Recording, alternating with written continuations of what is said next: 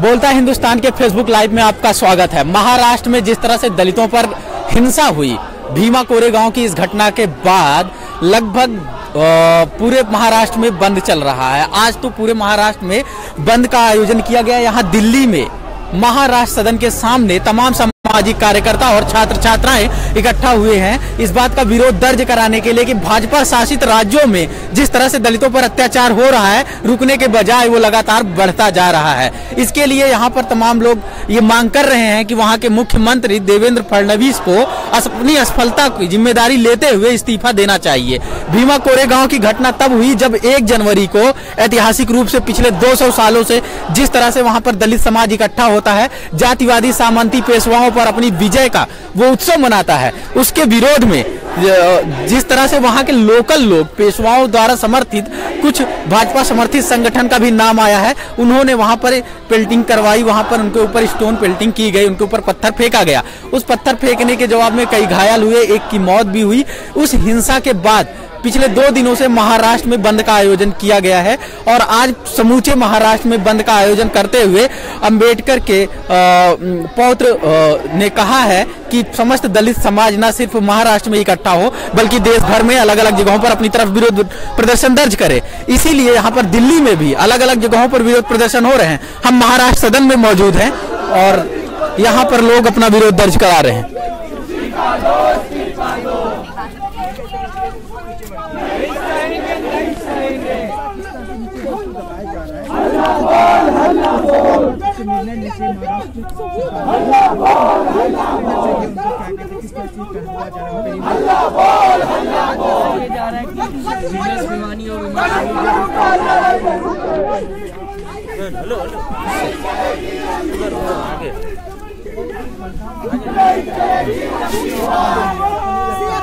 भड़काऊ भाषण दिया है तो इसका मतलब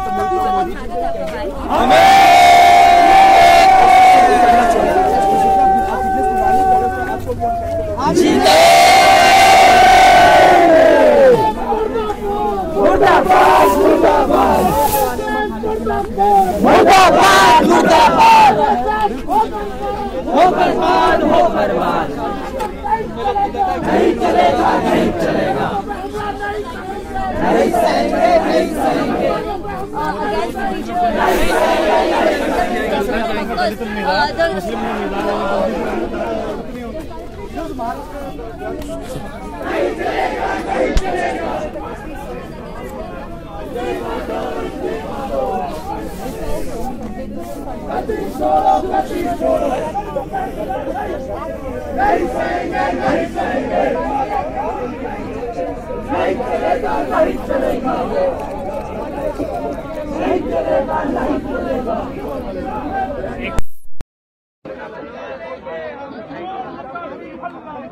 हल्ला बोल, हल्ला बोल।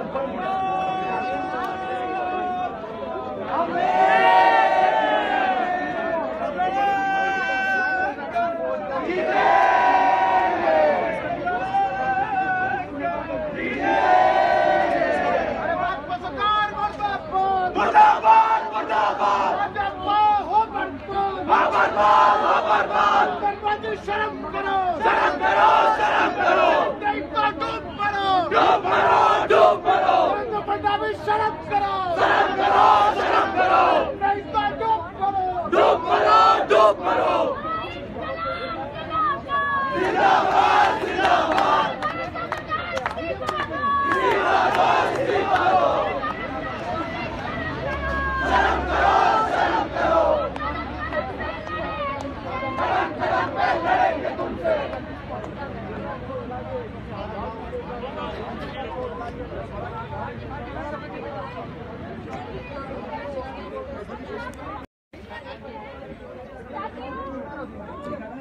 घटना के 1 दिन पहले वहाँ पर तमाम लोग जैसे कि नए विधायक जिग्नेश मेवानी और उमर खालिद और उनके साथ रोहित विमला की मां तमाम लोग गए उन सामंती शक्तियों के खिलाफ विरोध प्रदर्शन किया। 30 और 31 तारीख को जिस तरह का विरोध हुआ उसके बाद जो घटना कल घटी यानी 2 जनवरी को उसका जिम्मेदार मानते हुए पुणे की पुलिस ने जिग्नेश मेवानी और उमर खालिद के खिलाफ मामला दर्ज किया है। उन्होंने कहा है कि इन्होंने दलित समाज को भड़काया है ताकि बंद का आयोजन किया गया है। बड़ी चालाकी से इस बात को सब छुपा लिया गया कि हिंसा तब भड़की गई जब 1 जनवरी को दलित समाज पर हमला हुआ और वो हमला करने वाले तमाम लोग वहाँ पर जिन संगठनों से समर्थित थे उनके भाजपा का कनेक्शन, उन संगठनों के एक नेता तो भाजपा के मेयर रह चुके हैं और दूसरे नेता से मिलने के लिए पीएम मोदी ने अपना प्रोटोकॉल तोड़ते हुए, अपने सुरक्षा घेरा तोड़ते हुए उनसे बात भी करने के लिए वो गए थे। उन्हें अपना गुरुजी कहते हैं, तो भाजपा के कनेक्शन से इनकार नहीं कर सकते। और दूसरा, अगर भाजपा सरकार वहाँ पर इस पुलिस की जिम्मेदारी है तो अगर वो फेल होती है तो देवेंद्र फडणवीस की ये नाकामयाबी मानी जाएगी और इसीलिए लोग मांग कर रहे हैं कि वो इस्तीफा दें।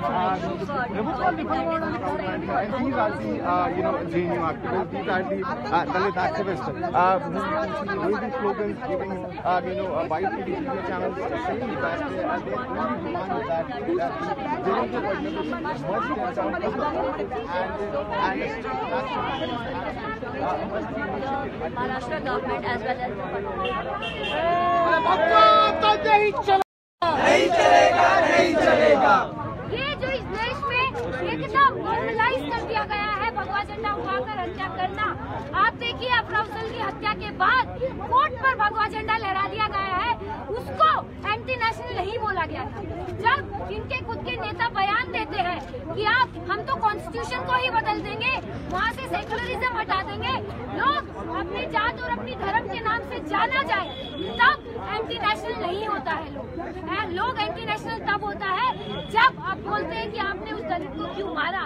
एंटी नेशनल लोग तब होता है जब हम बोलते हैं कि सरकार कॉर्पोरेट लूट को कितना बढ़ावा दे रही है, लगातार बैंकों को खाली कर दिया जा रहा है, बड़े बड़े पूंजीपतियों को लोन दे करके और हमारे पैसे को बैंकों में भरा जा रहा है। नया रूल सरकार निकालती है, ये कहेगी कि सरकार किसी का भी बैंक में पैसा खुद इस्तेमाल कर सकती है बिना उसको बताए कि आपका पैसा बैंक में इस्तेमाल किया जा रहा है। तब हम लोग एंटी नेशनल हो जाते हैं अगर हम इसके खिलाफ आवाज उठाते हैं।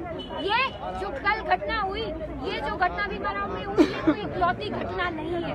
आप देश में कहीं पे भी कोई भी एग्जाम्पल उठा लीजिए, ये इस सरकार के आने के बाद जो इसेंशियली एंटी दलित, एंटी माइनॉरिटीज, एंटी वुमेन है, ये हम लगातार देखे हैं कि किस तरीके से हत्यारों को प्रोटेक्ट करना इस सरकार का काम बन गया है। महाराष्ट्र में अभी जिस आदमी के खिलाफ केस हुआ है, वो आदमी बहुत बार घूमते हुए पाए गए हैं मोदी के साथ। वही आदमी वो आदमी है जो वहाँ का जो हिंदू वाहिनी का जो संगठन है उसके गुरु है। आप बताइए वो कब से ये क्लैश मराठा और दलितों का क्लैश हो गया। जो वो पेशवाई वहाँ पे उस समय में काम करती थी, जहाँ पे लोगों ने उसके खिलाफ लड़ के एक ऑपरेसिव राजा को हटाया, एक ऑपरेसिव राजा के खिलाफ जो लड़ाई लड़ी, उसको आज ये लोग इस तरीके का मोड़ दे रहा है। उसको आज ये लोग इसेंशियली बोल रहे हैं कि मराठा और दलितों के बीच का लड़ाई है।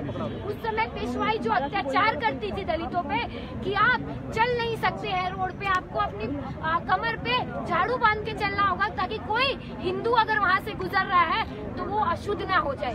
वहाँ पे आपको अपने गले में एक पोट बांध के चलना होता था कि अगर आप थूक देंगे और कोई गलती से हिंदू वहाँ से गुजर रहा होगा तो वो अशुद्ध ना हो जाए, ये वो करते थे। रोडों पे दलितों का चलना मना था, क्योंकि अगर आप जिस रोड पे चल रहे हैं उसी रोड पे कोई हिंदू चलेगा तो अशुद्ध होगा। उसके खिलाफ वो लड़ाई लड़ी गई थी, उस ऑपरेशन के खिलाफ दलितों ने वहाँ पे वो लड़ाई लड़ी थी और उसका सेलिब्रेशन था। हम अपनी आइडेंटिटी का, असर्शन का सेलिब्रेशन क्यों नहीं करेंगे? और एक सरकार, क्या ये सरकार मनुस्मृति को जो लागू करने का पूरा इसका पुरजोर कोशिश चल रहा है, वही सरकार आज कर भी रही है। जहाँ पे पुलिस प्रशासन खड़ा हुआ देखता रहता है और लोग मरते रहते हैं, जहाँ पे एक महाराष्ट्र सरकार ये जिम्मेदारी नहीं ले रही है कि ये हत्या वहाँ पे हुई है, ये अत्याचार वहाँ पे हुआ है, बल्कि बोल रही है हमारा तो मामला ही नहीं है, ये तो मराठा और दलितों का मामला है। ये हालात मोदी सरकार ने पैदा किए हैं। इस प्रोटेस्ट के जरिए हम लोग ये डिमांड करते हैं कि महाराष्ट्र सरकार को इस्तीफा देना चाहिए और जो पुलिस वाले वहाँ पे खड़े हुए थे उनके ऊपर कड़ी कार्रवाई की जाएगी। पुलिस का काम क्या होता है? आप लॉ एंड ऑर्डर मेंटेन करने के लिए यहाँ पे, आज यहाँ पे देख लीजिए आप लोग कि कितने पुलिस वाले लगातार यहाँ पे खड़े हुए हैं जब प्रोटेस्टर्स पे हमला करना होता है, लेकिन वहाँ पे लोग पिटता रह जाता है, मर जाता है, लेकिन पुलिस एक कदम आगे नहीं। देवेंद्र फडणवीस इस्तीफा दो, इस्तीफा दो, इस्तीफा दो, इस्तीफा तुमको देना होगा, देना होगा, देना होगा, चढ़ना होगा।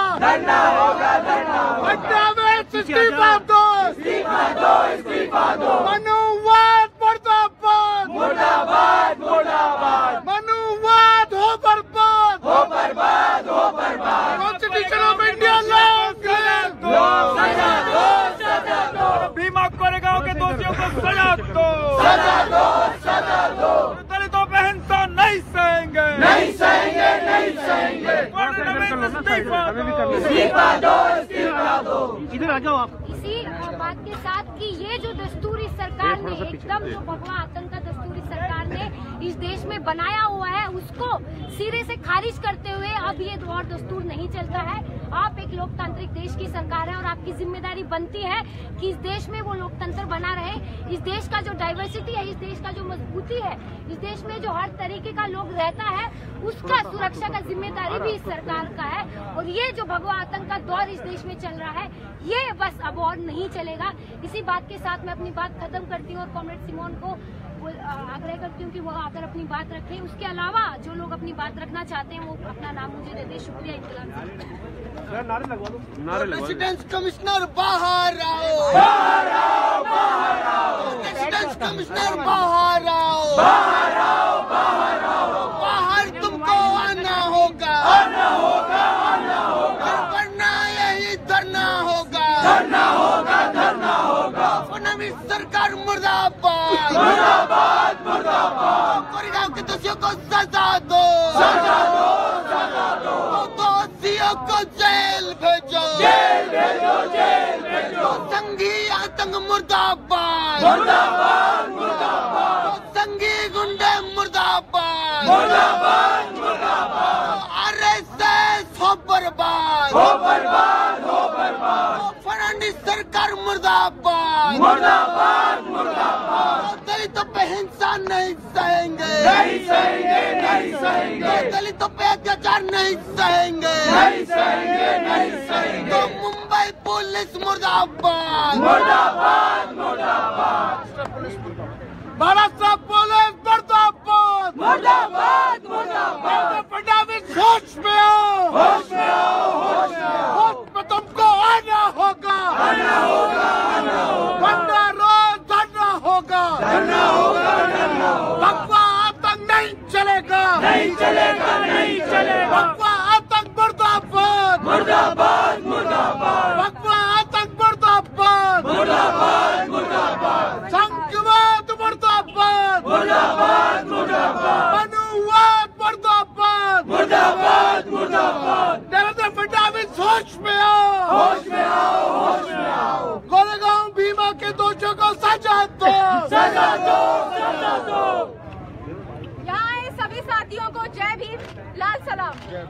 साथियों, सबसे पहले यहाँ हम लोग ये बात मैं यहाँ से ये कहना चाहती हूँ कि हमारे जो आज हमारे जो स्थिति में है, जिस जहाँ आज हम लोग मौजूद हैं, वहाँ हमारे बीच में जो आज हमारी लड़ाई लड़ रहे हैं, चाहे वो चंद्रशेखर रावण हो, चाहे वो अखिल गोगोई हो, चाहे वो इखलाक हो, अफराजुल हो, चाहे वो हदिया हो, या चाहे वो भीमा कोरेगांव में हुई ये दलितों पे हिंसा हो, ये सिर्फ इंसिडेंट्स नहीं है, ये सिर्फ नाम नहीं है, ये वो लोग हैं जो आज यहाँ खड़े होकर भगवा आतंक को यहाँ से चुनौती दे रहे हैं। ये बता रहे हैं कि हम आपके अन्याय के खिलाफ खड़े हुए हैं, हम भगवा टेरर को डाउन करने के लिए है, हम अपनी राइट्स के लिए लड़ेंगे, हम अपनी आइडेंटिटी असर्ट करके लड़ेंगे और ये बताएंगे कि अगर देश के ऊपर कॉन्स्टिट्यूशन को बदलकर, सेक्युलरिज्म को हटाकर हमारे देश में अगर भगवा आतंक लाने की कोशिश की जा रही है,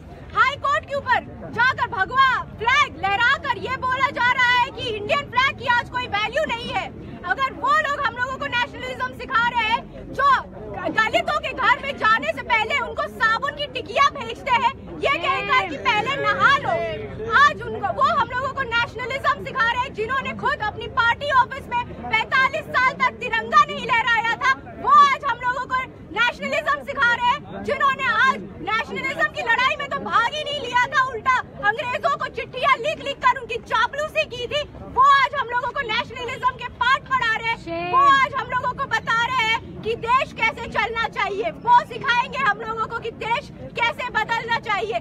जी नहीं, हम बता देना चाहते हैं कि वो नहीं, बल्कि चंद्रशेखर रावण, अखिल गोगोई और उनके जैसे कई साथी हो जो हम लोगों के साथ है, वो ये लड़ाई लड़ेंगे, चाहे वो जिग्नेश मेवानी हो या फिर चाहे वो हार्दिक पटेल हो। ये आज बताने की जरूरत है कि आज ये जो देश है, ये जो चंद बिकी हुई न्यूज कॉर्पोरेट जो है, जैसे रिपब्लिक टीवी, वो चंद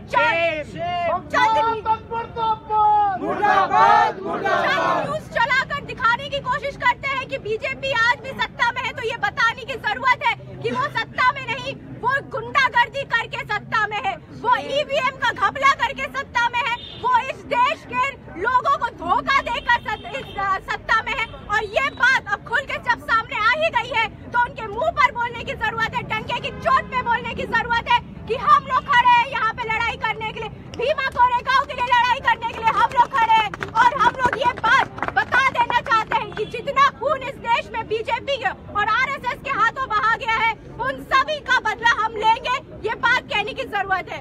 यही बात बोलते हुए साथी मैं यहाँ पे आए हुए सभी लोगों का शुक्रिया करना चाहती हूँ और निमंत्रण करना चाहती हूँ कि कोई भी आकर यहाँ पे अपनी बात रखना चाहता है तो वो आए और अपना नाम दे। इनकलाब जिंदाबाद।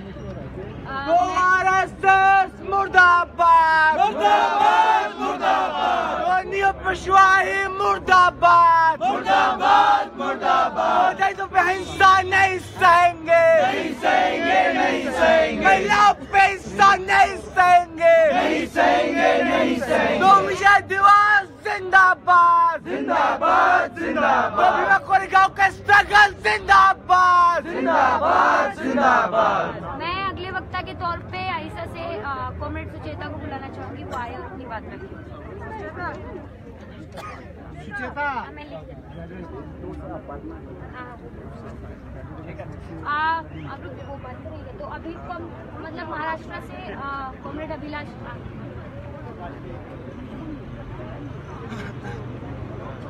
जय भीम, लाल सलाम साथियों।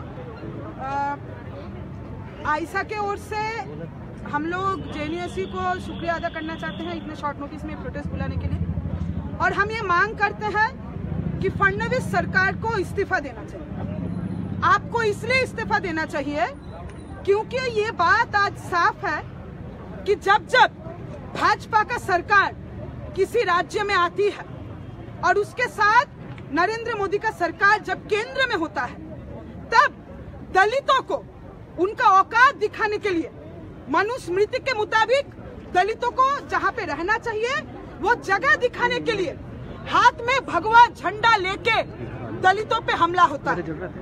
1 जनवरी 2018 साल का शुरुआत किया गया ये दिखा के कि दलितों के साथ ये भगवा झंडे वाले आरएसएस के नजदीकी ये राइट विंग ग्रुप्स जो फ्रिंज ग्रुप्स नहीं है, ये बात आज हम लोग को कह देना चाहिए कि ये ग्रुप्स जो अफरजुल को, ये लोग जो अफरजुल को जिंदा जलाते हैं, जो शब्बीरपुर में यूपी में गांव जलाते हैं, जो भीमा कोरेगांव में अटैक करते हैं, जो गौरक्षा के नाम पे देश भर में घूम घूम के इंसानों का कत्ल करते हैं, ये फ्रिंज ग्रुप नहीं है।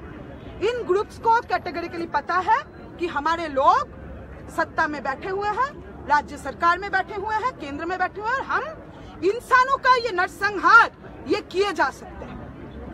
अभी आप देखिए भीमा कोरेगांव का ये सेलिब्रेशन पहली बार नहीं हो रहा है, ये इससे पहले सालों से होती आई है। ऐसा क्या बात है कि फडणवीस सरकार आते ही ये अटैक होता है, और अभी महाराष्ट्र का भाजपा सरकार कोई जिम्मेदारी लेने के जगह उनका स्टेटमेंट ये है कि मराठाओं के और दलितों के बीच का ये क्लैश है। कितना भयानक ये स्टेटमेंट दलितों के लिए साबित हो सकता है हम सारे लोग जानते हैं। मराठाओं को दलितों के खिलाफ भड़काने का कोशिश है, और महाराष्ट्र सरकार का जो सोशल जस्टिस मिनिस्टर है रामदास अठावले, वो क्या कह रहे हैं आज?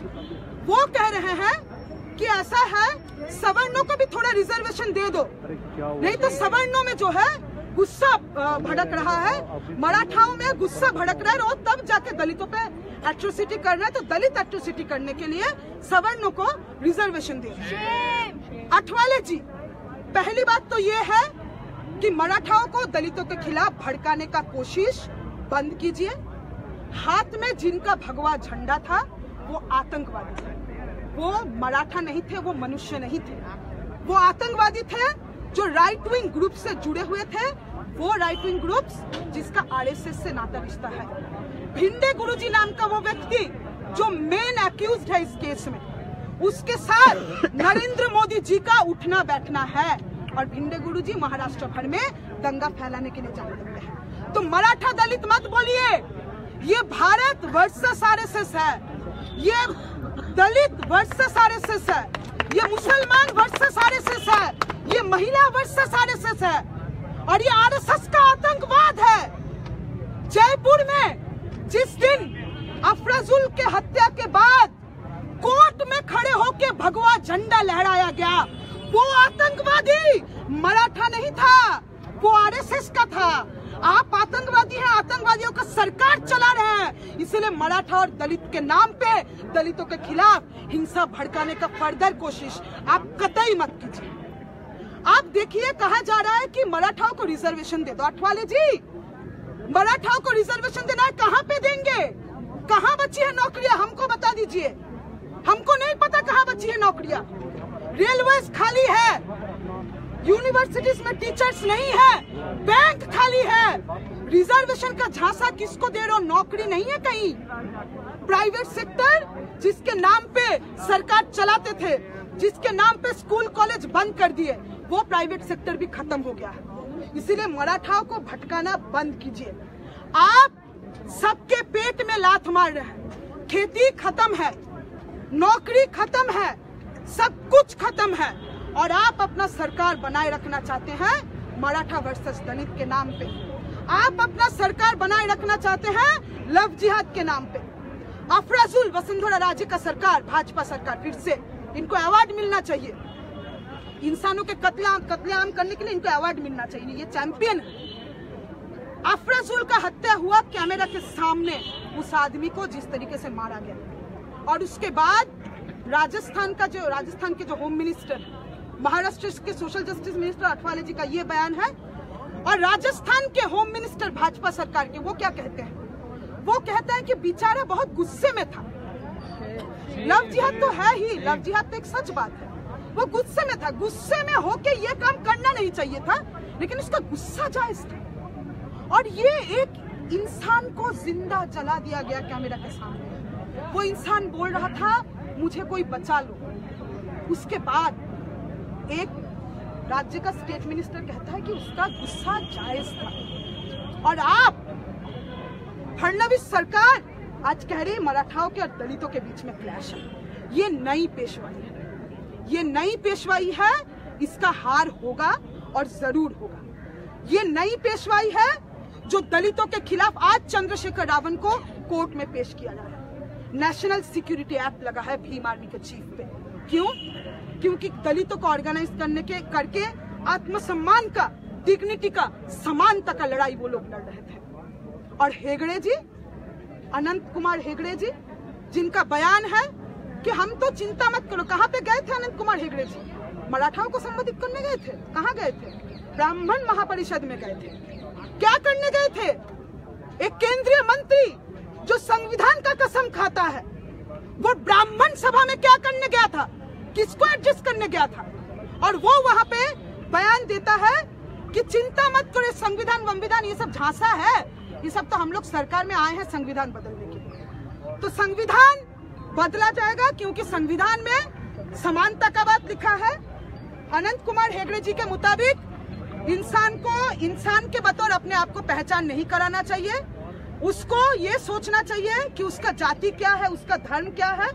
जो इंसान अपने आप को इंसान समझ रहे, उसका माँ बाप का जानकारी नहीं है।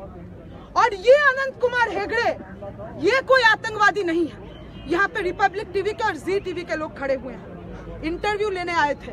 शायद टाइम्स नाउ का और कोई चैनल है जिसके पीछे भी नाव है, वो अभी इंटरव्यू लेने आए थे, पूछने आए थे कि इस बात पे आप लोग इतने बेचारे इनोसेंट है, किस बात पे प्रोटेस्ट कर रहे हैं? इसलिए प्रोटेस्ट करना भगवाधारी लोग जिसका पैसा खाते हो तुम लोग, रिपब्लिक टीवी और जी टीवी जिसका पैसा खाते हो, वो लोग दलितों को जाके मारा। और तुम्हारे आका फडणवीस का इस्तीफा मांगने आए थे, सुन लो। रिपब्लिक और जी हो तो सुन लो, उसका इस्तीफा मांगने आए थे। और इन लोगों का हश्र होगा, जनता करेगा। ये लोग पूछने आ रहे हैं ये हिंसा भड़का क्यों? बेचारे इतने भोले बच्चे हिंसा भड़का क्यों? क्योंकि जिग्नेश मेवानी और उमर खालिद ने वहां पे इन्फ्लेमेटरी स्पीच दिया था। क्या इन्फ्लेमेटरी स्पीच दिया था? बोला था सड़क से संसद तक का लड़ाई लड़ेंगे। सड़कों पे संसद तक हमारी लड़ाई जारी है, संसद से सड़क तक हमारी लड़ाई जारी रहेगी। सड़क पे लड़ाई लड़ाई लड़ेंगे।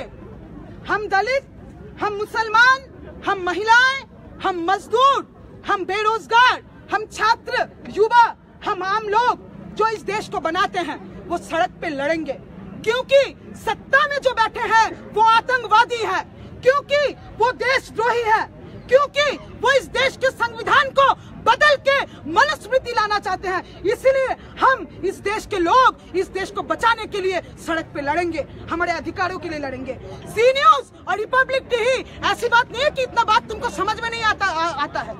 तुम किसके कहने पे यहाँ पे आए हो और किसके कहने पे ये सब सवाल पूछते हो, हम लोगों को पता है। तो साथियों, आने वाले दिनों में जिग्नेश ने वहाँ पे भीमा कोरेगांव के सेलिब्रेशन में जो बात कहा था, मैं वहाँ पे बस रिटरेट करना चाहूंगी, नई पेशवाई।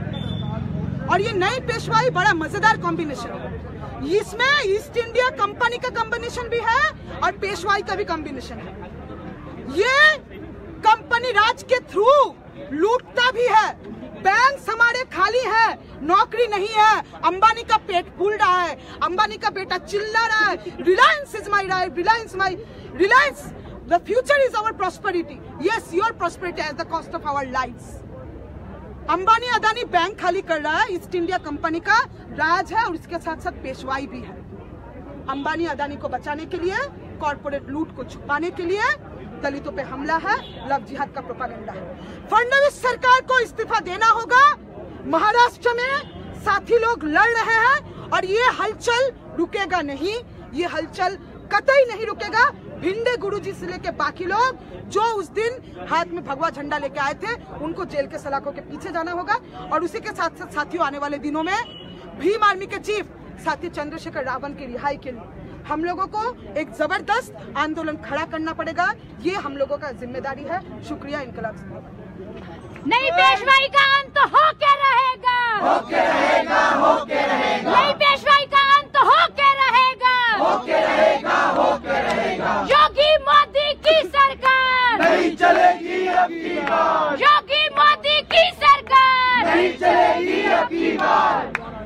आरएसएस मुर्दाबाद, मुर्दाबाद, मुर्दाबाद, आरएसएस हो बर्बाद, हो बर्बाद, हो बर्बाद। हिंदुत्व नहीं चलेगा, नहीं चलेगा, नहीं चलेगा। Hindutva down down down, down, down, down, state terror down down down, down, down, down, corporate लोग down down down, down, down, बोल साथी हल्ला बोल, हल्ला बोल, हल्ला बोल, पेशवाई पे जोर से बोल, हल्ला बोल, हल्ला बोल, फडणवीस का कोल्ड पोल, हल्ला बोल, हल्ला बोल, जोर जोर से बोल, हल्ला बोल, हल्ला बोल। और ऊंचा, ऊंचा, ऊंचा, ऊंचा। नहीं सहेंगे, दलितों पे हमला नहीं सहेंगे, नहीं सहेंगे, नहीं सहेंगे। Maharashtra police down down. Down, down, down, down. साथियों, अब मैं आपके बीच शुभांशु को बुलाना चाहती हूँ, जो एडीएसयू से हैं, वो आकर अपनी बात रखें यहाँ पे।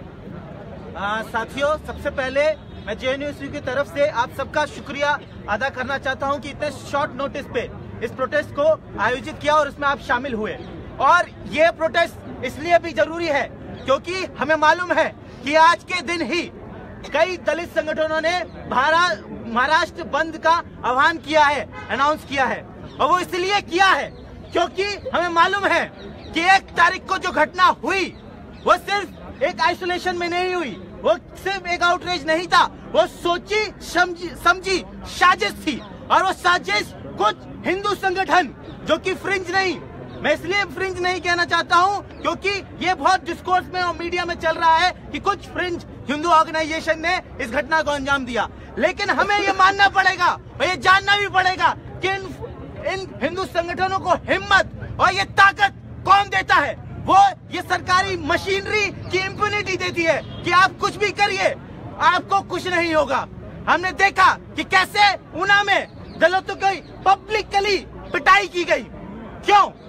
क्योंकि जो दलित लोग अपना काम कर रहे हैं वो ठीक से न कर पाए, अपनी लाइवलीहुड जो जी रहे हैं वो ठीक से न कर पाए, अगर वो अपना एसर्शन कर रहे हैं वो सड़कों पे ना निकल पाए, अगर वो अपना मूवमेंट को सेलिब्रेट कर रहे हैं तो वो ना कर पाए, वो अपने एसर्शन को पॉलिटिकली अगर यूनाइट कर पा रहे हैं तो वो ना कर पाए, अगर वो कास्ट मोबिलिटी में ऊपर जाना चाहते हैं तो वो ना जाना पाए और अब निचले पायदान पे ही रहे। और ये कोशिश उन ताकतों की है जो उस वक्त जब 200 साल पहले पेशवा ऑर्डर था, फ्यूडल ऑर्डर था, तब भी थी, वो ताकतें तब रूल कर रही थी। और आज भी उन्हीं ताकतों के कुछ रिमिनेंसेंस इस मॉडर्न इंडिया में, इस सेकुलर मॉडर्न कॉन्स्टिट्यूशन के अंदर जो हम जी रहे हैं, उसमें भी वो फ्यूडल टेंडेंसीज कुछ ऑर्गेनाइजेशन में है और उसी ऑर्गेनाइजेशन को फल फूलने की पूरी ताकत देता है ये आरएसएस और बीजेपी की सरकार जो आज तक तब काबिज हुई है। और हमने देखा कि सिर्फ उन्हें तक ये सीमित नहीं था, हमारा एक साथी रोहित, उसकी हत्या कर दी गई और उससे हत्या इसलिए की गई क्योंकि वो दलित छात्र था, वो अपनी आवाज उठा रहा था, वो अम्बेडकराइट विजन से अपनी पॉलिटिक्स, स्टूडेंट पॉलिटिक्स हमारे सामने रख रहा था और पीएचडी कर रहा था। शेम।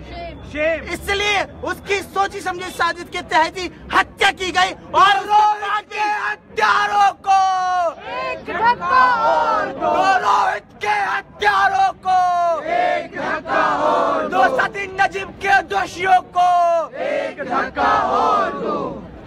साथियों, हम रोहित की शहादत को अभी भूले नहीं हैं, ये हमें बतलाने की जरूरत है उस सरकार को और साथ ही साथ महाराष्ट्र सरकार को भी कि अगर दलित अपना एक पॉलिटिकल इमांसिपेशन करेंगे सड़कों पर तो हम उनके साथ रहेंगे, अगर दलित संगठन महाराष्ट्र बंद का आह्वान करेंगे तो हम महाराष्ट्र सदन के सामने प्रोटेस्ट करेंगे और उनकी सॉलिडेरिटी में साथ खड़े रहेंगे। और साथ साथ हमें यह भी जानने की जरूरत है कि इतिहास में जो कुछ हुआ है उसको अगर कोई भी एक दलित एसेशन, दलित हिस्ट्री और हिस्ट्री फ्रॉम बिलो को डिस्क्राइब करता है या डिपिक्ट करता है एक पब्लिक मेमोरी में, तो वो भी अपने आप में एक पावरफुल मैसेज, एक स्टेटमेंट है उन लोगों का जिन लोगों की हिस्ट्री कभी बताई नहीं गई, उन लोगों का जिनकी हिस्ट्री कभी लिखी नहीं गई।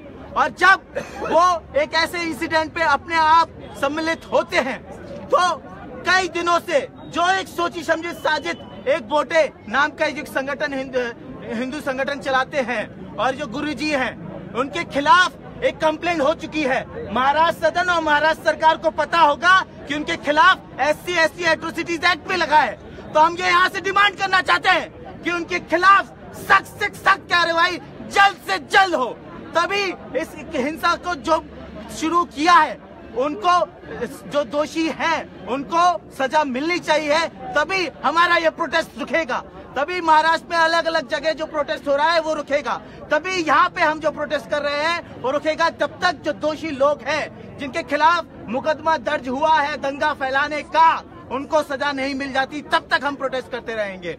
और वही पुलिस प्रशासन जो महाराष्ट्र सरकार, महाराष्ट्र सदन हमारे पीछे है, उन्हीं का पुलिस प्रशासन था जो 2-3 दिनों से ये भीड़ इकट्ठा हो रही थी हिंदू समाज की, या फिर कहें जो पेशवा न्यू पेशवाइट ऑर्डर की जो भीड़ जमा हो रही थी कि 1 तारीख को अगर वो एकत्रित होंगे, अगर दलित संगठन या दलित लोग एक साथ आएंगे तो हम उन पे हमला करेंगे। एक सोची समझी साजिश के तहत ही किया गया है। क्या आपका जो महकमा है, CID है, IB है, जो हमेशा पता लगा लेती है कि हमारा प्रोटेस्ट कहाँ होने वाला है, लेकिन इतने सारे लोग भगवा झंडा लेके हमला किया जो दलितों पे, क्या आपको कोई खबर नहीं थी? आपको खबर थी, लेकिन आप ये होने देना चाहते थे क्योंकि आपको मालूम है कि आप भी उसी ऑर्डर किससे आते हैं, जिस ऑर्डर की वकालत वो भगवा झंडेधारी लोग कर रहे थे जिनने दंगों की शुरुआत करी, जिन्होंने वहाँ पे लोग जो आए थे व्हीकल्स पे उस पे पथराव किया, और साथ ही साथ वहाँ के जो भी लोग जो अपने हिस्ट्री को याद करते हुए अपने राइट्स का असर्शन कर रहे हैं सड़कों पर, उनको सजा देने का काम इन भगवाधारियों ने किया है।